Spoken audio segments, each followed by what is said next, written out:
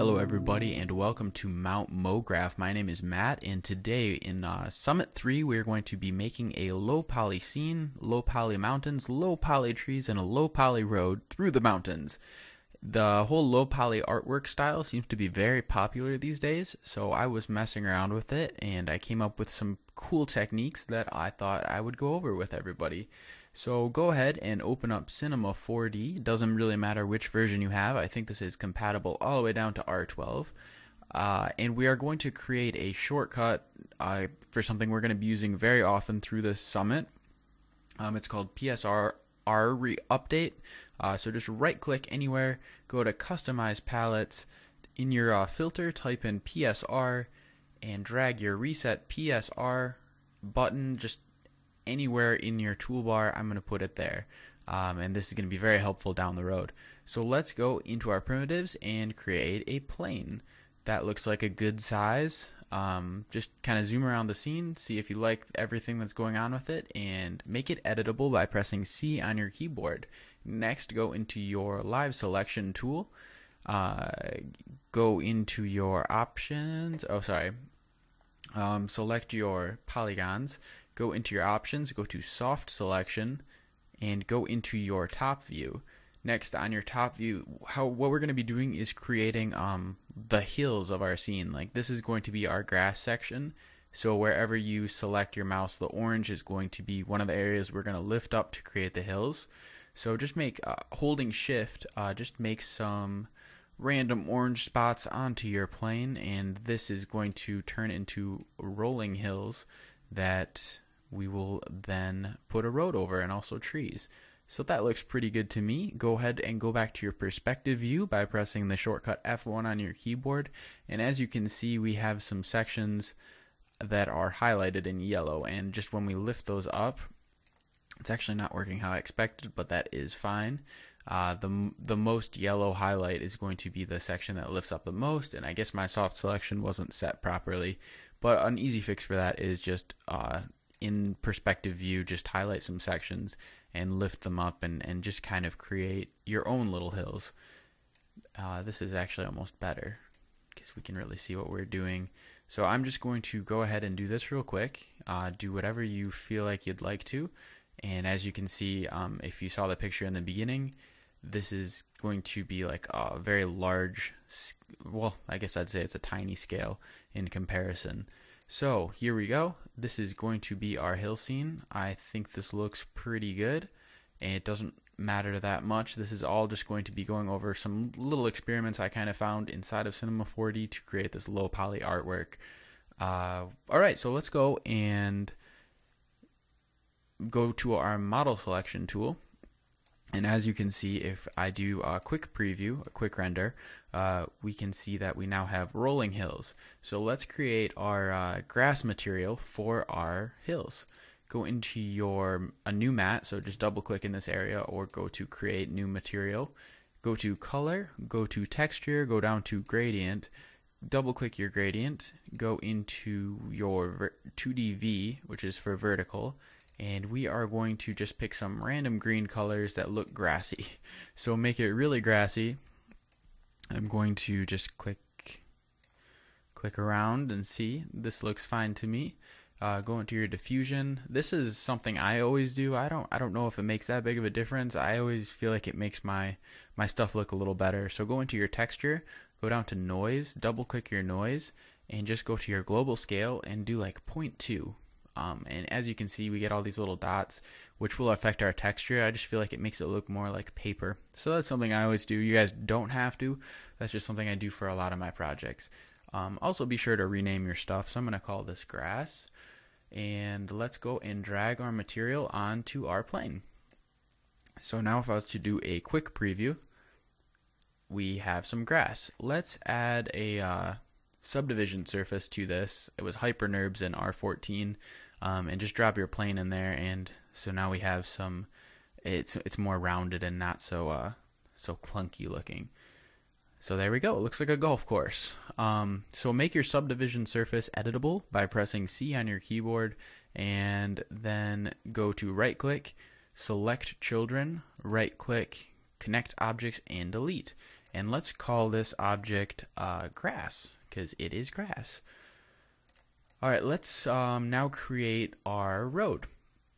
So go into your top view by pressing the shortcut F2 on your keyboard, and we are now above our grass. So go into your spline tool, grab your Bezier drawer, I'm not sure what to call this, Bezier maker, freehand, whatever you'd like, however you'd like to create your spline. It doesn't matter, once again, totally up to you, creative freedom. So I'm going to use the Bezier handle, and let's make this, so you got to think this is a pretty big scene, so let's make our road with lots of turns like it's very small in scale. So just kind of have it weave around through the scene. You don't have to know where the hills are. We're going to fix all that in just a second, and just kind of make a nice little interesting path. It does not have to be perfect. Now let's go back to our perspective view by pressing F1 on our keyboard. Man, I always start these off so crazy, and then you know, it's harder than you think making a tutorial on the run. So let's go and drag our spline up into the air, and make sure, what's really important is make sure that it's not touching any of the hills. So if your hills were a different height than mine, or just double check, zoom around your scene, and make sure your spline that is going to be our road in a second is just completely off of all of your hills. So press F2 on your keyboard to go back into your top view. Click your spline, and let's actually rename this right now and just call it road spline. Just good to keep things organized. So next, go into your mesh options, go down to spline, and just bring that menu out. And you can do that by, when you go in there, just get these little dots at the top. If you release your mouse button on the dots, you get a window. So I actually made two, and I do not need two. Next, go on your road spline, press V on your keyboard to bring up your quick selections. Go to Tools and Modes and select Points. Do Command A on your keyboard to select all the points that we use to create our spline. And now we're going to smooth this out, because as you can see, mine especially is very, very rough, and it doesn't really make much sense. It's not a good road. I wouldn't want to drive on that. So click your round tool, or you can, if you didn't pull your menu out, you can go into Mesh Spline Round. But I'm just going to click it right here. And now let's really bump this up. I'm going to, what the heck? Okay, yeah, so if you don't have both of these highlighted, you can either click on these tabs or just hold shift and click them, and that'll show both. And mine didn't show both, so that's why I went a little stupid for a second. So go ahead and make like 150 points. And this is going to just create more dots on your line and smooth everything out when you hit apply. So I'm going to hit apply, and ooh, that did not smooth it out because I chose linear. So I'm going to choose cubic. And as you can see, we now have a nice smooth path. It looks much better than it did before, and I might even bump this up to 260. And that's going to look pretty good. So next, go back into your perspective view, and now we have this very orange worm floating above our hills. So what we're going to now do is drop this spline onto the hills. And it's normally kind of hard to get your splines to line up to a surface. But I actually learned this really cool little tip. I think it was on a video online. I don't really remember actually anymore if someone told me. But anyways, I'm going to share it with you. It's not directly from me, but I saw it somewhere or learned it somewhere, and I thought it was really cool. If I ever do remember where, I'll be sure to put a link under the video. And you go back into your top view, and we're going to hit project. And what this is going to do is like kind of shoot our spline down onto the surface beneath it, and it's going to line up perfectly, especially if you have enough frame points or little nodes on your spline. So hit project, and the most important part is to be in the top view and to have your mode set as view. So it's going to push the spline away from you till it hits something. So let's hit apply, and it kind of did something, but it's hard to see in this view. But if we go back into our perspective view and zoom in, you can now see that our spline is exactly on our hill. or hills. It just everywhere it's on the surface perfectly. So this is going to be how we're going to use this spline to create a road. And I mean, if you wanted to down the road, you could add a little car going on the path with the same spline. It has a lot of uses. If anyone would like to know how to like make a car drive on this road, please drop me a comment or shoot me a message, and I will make another video for it, or just answer your question, whatever is easier. Just kill some time making these videos, I guess. So now that we have our spline, let's make the road. So go into your spline paths and make a rectangle. Make your rectangle maybe 6 by 2 seems, oh, not 62. Make it like 6 by 2. And we don't have to see where it is or anything, because we're going to be putting both of those splines inside of a sweep NURBS, which is in your NURBS panel. Go to sweep and first drop in your road spline. That's important. And next drop in your rectangle. And as you can see, we now have a road. But one of the funny things that happens is banking is automatically turned on. So the road is going to turn, and we don't really want that. We want it to be a flat projection. So go into your sweep options, and go to your object, unclick banking, and as you can see, we now have a very flat path, a very flat road. So now let's create the texture for this road. Just hold command and drag grass out. Rename this road outer, or really whatever you want, but I'm going to be making 2 different roads, and that's really easy. It's not any more work than what we just did.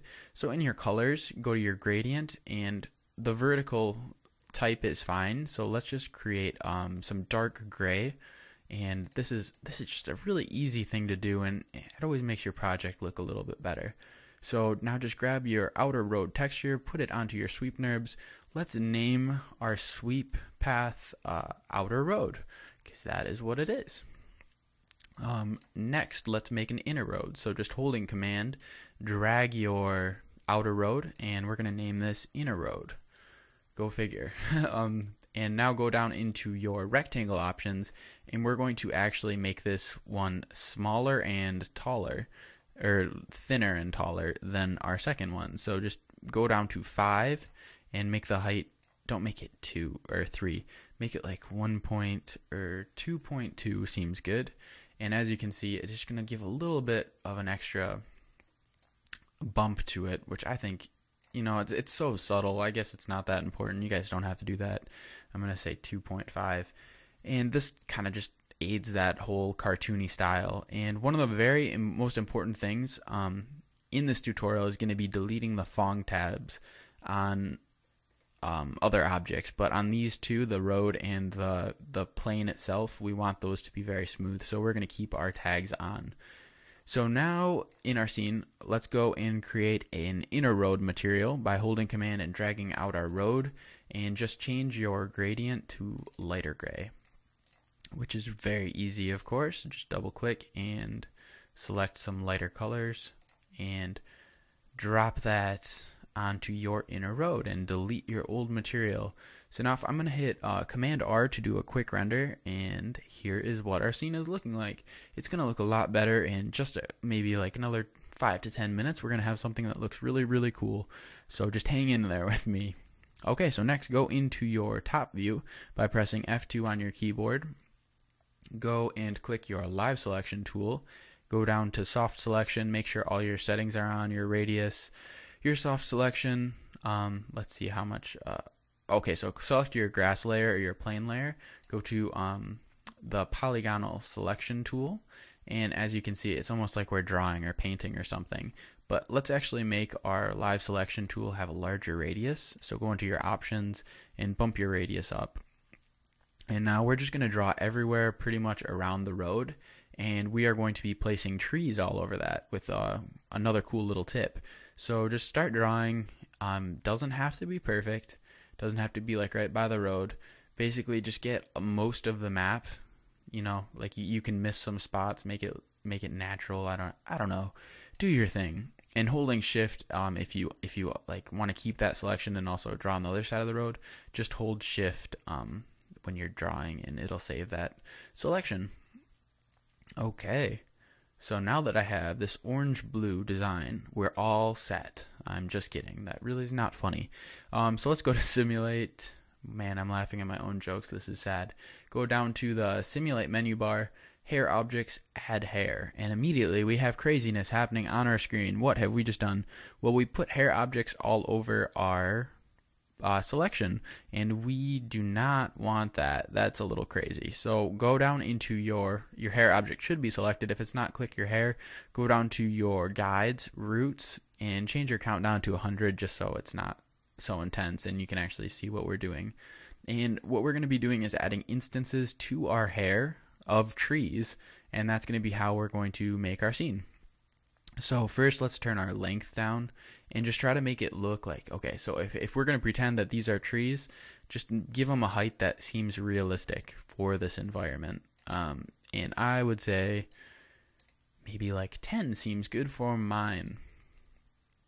Okay, so in your object panel, or your primitives panel, let's make a pyramid. And press T on your keyboard to bring up your scale, and we are going to make a pine tree. So this is very, very easy. It's going to be 4 primitive objects, and we're just going to scale them down like this. And literally, you can hold Command to duplicate an object. As you can see, I have created this amazing pine tree, and I will now be adding the trunk of it by making a cylinder, dropping it into one of the pyramids and doing a PSR update, which is the little button we added at the beginning, which is really helpful, and that just assigns any child the same exact coordinates of the parents, which is super, super helpful, and I definitely recommend putting that button permanently somewhere on your panel. Anyway, just get the trunk somewhere on the tree. We're going to go through this hopefully kind of quick, so it doesn't have to be perfect. Let's grab our grass material and holding Command drag that out, and this is going to be our tree material. So call it tree, obviously. Go to color. Let's make this actually do 2DU is what we want. We're just going to make it a little different, and let's add 3 colors. So clicking anywhere on your gradient will create a new little tab, and we can add another color and just a little bit more color variation in there, which would be great because we are creating a pine tree, obviously. So now just drag your colors onto your pine trees, get your cylinder out of the pyramid. It's no longer a child. Drag your tree object out, call this trunk, and let's make this a brown gradient. So clicking your middle one that we added for the last tree, just click delete if you do not want it, or if you would like that extra color definition, keep it in there. Go down and just create some brown colors. That's fine. And next, and actually change this back to vertical. And now drag your trunk trees onto your cylinder. And now the most important part is to delete your Phong tags. And what this does is it just makes it so it doesn't smooth anything out, which is great. But we remember on our inner road, outer road, and grass, we do want them to have Phong tags on there just so everything's smoother. So I just grouped my inner and outer road inside of a null object, which is just the shortcut Alt-G on your keyboard when you have your object selected, which I will be using once again for this tree. So I'm going to hold Alt-G, and as you can see, it's placed inside of a null object. I'm going to call this object tree, and I'm going to right-click and go select children. Press C on my keyboard to make them all editable. Go select children, and right-click and go to connect objects and delete. And this step is very important because in order to use an instance of something, it has to be one entire object for our hair. So now in our hair objects, let's go and add our pine trees to these little guides. How we're going to do this is go into first we're going to start in guides, so make sure you have a decent count. Your length seems about right for your section. We're going to go into our our generate tab and unclick render hairs. Next go to type instance, and in this little box right here that says object, we're going to drag our tree1 object. So we won't see anything, well, we are not supposed to see anything right off the bat, and we will get to that in just a second. Anyway, so go to alignment and go to random. Go to something's going wrong here. Let's see. Oh, so under your guides, your hair object to guides, go down to root and oh, okay, so sorry about that, guys. Go to your hairs, go to roots, go to root, this section right here, and we want to set this as guides. So that means normally how it's done is hair is rendered between guides, so like between this one and this one, like whatever, Cinnamon will be like, okay, create 100. And that's where your actual hair is. But we do not want those thousands of hairs because that would look pretty intense. It's like we're up north, and we don't want to see that. So we now have our tree objects. They look a little funky right now. We're going to fix that, but they're now instances on top of our guides. So in your generate tab, make sure you have clicked keep textures, and this is going to keep our green and brown that we made our tree with. Otherwise, you're going to just have this gray mess. Okay. So now double click your hair material in your material manager, and we're going to call this just tree maker or something. I don't know. Tree maker is good. Thickness. So thickness is how we're going to actually create our trees. And what we're going to do is just bump up the bottom, see how it starts to, you can kind of see where this is going. But depending on how you made your trees, you're just going to want to size it so it looks pretty good. There's actually another button you can press inside hair, go to fit, and this will just make it so it scales a little bit more evenly.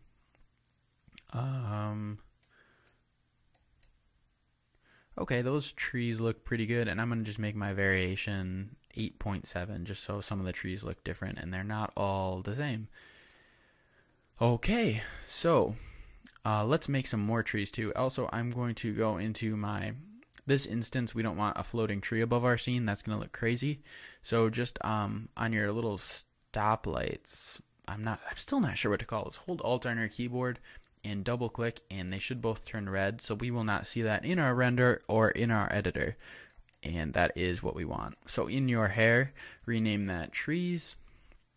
And go down into your guides. Your guide, instead of like normal, your hair count would be how you change how much of the hair object is on your scene. But since we're using our guides as the instance makers, we're going to want to turn that count up. So first turn it down to 0, and now turn it up.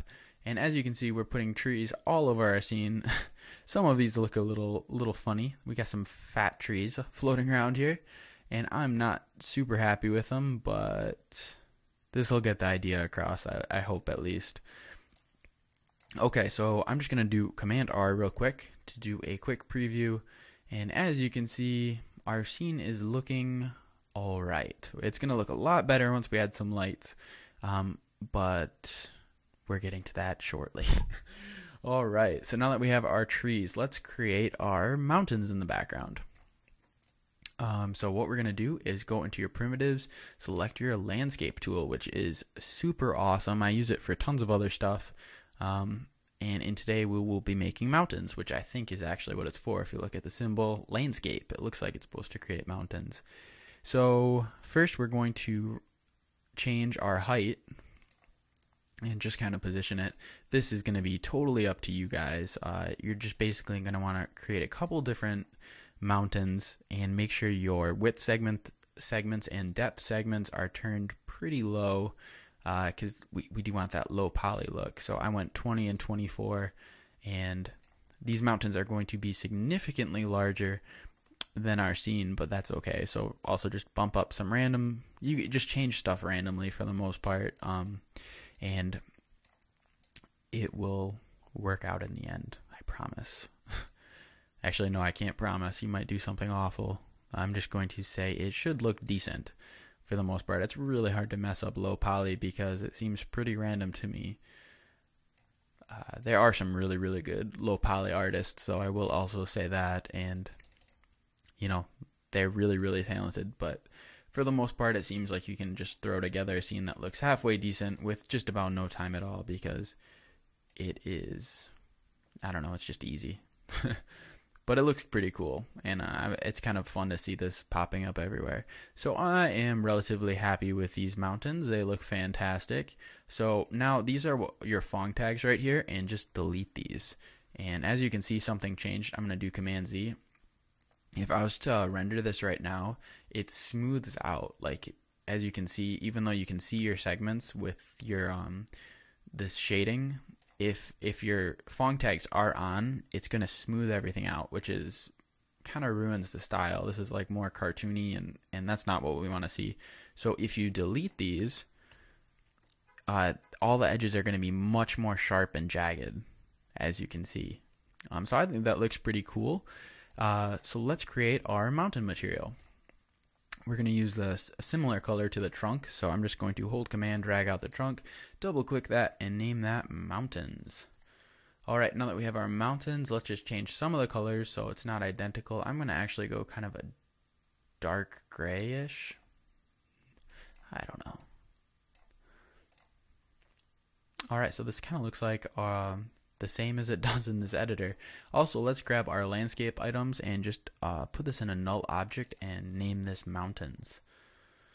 Alright. Ooh, I can't type. Okay, so now grab your mountains material, put this on top of your mountains, and we now have I'll do a quick preview. Once again, we do not have lights in the scene yet, or really anything, but you can kind of see where this is going. My grass, my trees look absolutely nuts.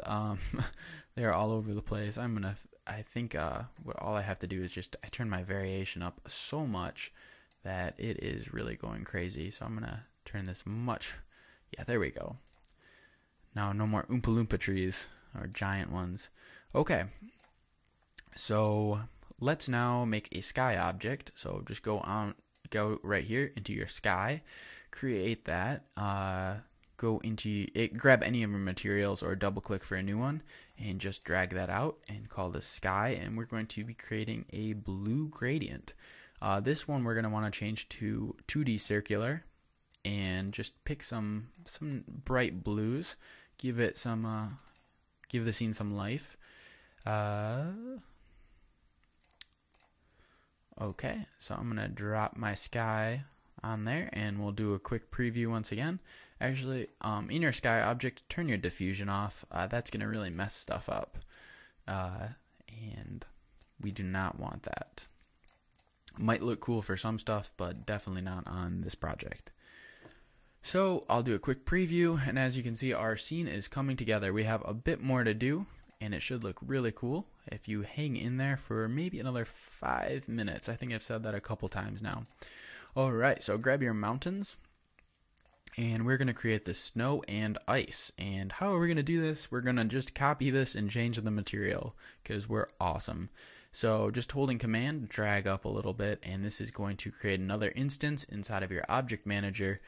Right click, go select children, press C to make them editable, right click, select children, right click, connect objects and delete, and now we're going to be able to scale our whole mountains just to give like the tops of them some ice. So we're just going to scale that down, grab your mountain material, right click, drag out, and let's make this white. So we're going to get light gray, white, maybe turn on luminance, which is your light channel, just a little bit to make it a little brighter. Reflection, we'll turn some of that on. Texture, we'll go to Fresnel just to give it a little bit more to it than the other colors and make it stand out a little bit more. And hopefully this looks alright. We'll drag this onto our mountains, and now we'll be able to really see where we're putting our snow. So I'm going to scale this down a little bit. And this is going to be where you're going to want to like kind of think about where you're going to have your camera and just position it how you'd like it. Okay, I can work with that. That seems good. And now let's copy this channel and maybe rotate this a little bit. So this is a second instance of our mountains, our mountain snow, and this is going to be our mountain ice channel. And this just kind of gives it some more character to the whole thing. So right click your mountain material, command drag out, and let's rename this Mountain Ice. And this is going to be just a lot of transparencies and a lot of reflections. Turn off your diffusion, your luminance, turn your transparency on. Let's select a bluish ice color. For that, turn your refraction to 1.33, which is the refraction rate of glass. Turn your reflection maybe up a little bit, mix strength up. Actually, let's turn our color back on. Yeah, and let's just see how this looks. I was just kind of guessing, so this might look like trash. Alright, so now drag your ice onto your new mountain channel. It's going to be transparent. I have a feeling this is going to look bad, and we will just check this out, and we'll be adding lights very shortly. So let's see. And I'll also be putting the project files up online if you guys want to take a look at them. This is pretty straightforward, but it kind of, this looks a little magical. Perhaps this is too much. Let's turn our transparency so it's not so high. That was a little crazy. Turn our reflection down a little bit, and maybe just position this a little better. I think it was kind of random, I'll admit it. Okay, so that's actually a horrible view to be in. I have no idea what I'm changing. So I'm just gonna rotate this around. And this is all, once again, it's up just like your preference. Like if you see something you like more than what I'm doing, obviously yours probably won't look the same. But this is just to give you an idea of how you can do some cool stuff. And especially kind of an introduction to low poly is what I should have called this summit. Alright, so we are going to just keep it like this. I'll put up a better project file online. As you can see, we have these giant mountains in this tiny little scene that we could put a car driving through if we wanted. Let's add some volumetric light behind our mountains to kind of make everything pop. So just click your light button, and we're just going to drag this roughly behind our mountain. So just pan around your scene a little bit, bring it up so it's near the top, and this is also going to make all your ice layers just like look really cool. You'll get some cool reflections if you set it up right. I can't guarantee I'll get that on this one because I didn't spend very much time on it. But yeah, so in your light channel, make sure that's selected. Under your visible light selection, go to volumetric, and you'll see this is kind of like the fall off. And also make this ambient illumination, so everything gets the same amount of light, and there's not like necessarily a fall off. All right, so I think in the little, let's see, in this low poly scene I showed you guys, I created these little overhead passes, which are kind of unnecessary. They don't really add much to the scene. And now I think we're pretty much done. It looks relatively similar. Just kind of move your camera around to where you're happy with it. If anyone has questions on how to make those little overhead passes, they were just kind of like an extra element in the scene, just to kind of give it something. But I mean, yeah, without like billboards or something on the side of the road, this is who's driving through this. I don't know, just towards the mountain, towards Mordor. All right, so actually, I'm gonna use some of my favorite little things. I'm not sure. Yeah, so I love the Lightkit from Greyscalegorilla. I'll put a link down below, but it just makes everything look great pretty much immediately. So, well, I can't actually say that. It makes stuff look a lot better, and it's just an easy way to put some decent light in your scene, and you can really tweak it if you need to. So I'm going to use that tool. You can also just throw regular lights in. But yeah, so just real quick, just to give you guys an idea, I will mess around with this. All right, so let's see how this looks. So I'm going to just render it, and you should get an idea. I think this should look all right, and this is just the whole low poly style. So I'm going to throw this project file up online. If you guys feel free to download it. If you have any questions, I'd be happy to answer. And, you know, I really do kind of like this low poly style. Ooh, actually, I got to turn this daylight seen by camera. I really do like this low poly style. I feel like it does make some really cool artwork, and it's kind of so minimal that it's really fun to work with. And like I said, I mean, this took maybe like 20-25 minutes, I think. Let's see. Ooh, 34 minutes, but I talked a lot. And, you know, you have a decent piece of artwork. It's not something I would write home about, but, you know, like, you can definitely get some cool effects with it. And as you can see, we have our volumetric light in the background kind of making our ice look a lot cooler, and you kind of get that glow of, like, what's behind the mountain? I don't know. I guess that's what the road is for. Anyway, this was Matt with Mount Mograph. If you have questions, drop me a comment, and just remember to keep your learn on, or get your learn on. I don't know. I had a slogan for a second. Oh, I'll just let it render. Yeah, but so I guess this does look kind of cool. Wow, that turned out better than I expected. Some of these trees are crazy too, but like I said, this didn't take very long, and you know, you get a cool effect. So anyway, this was Matt with Mount Mograph, and get your learn on. I'll talk to you guys later. See ya.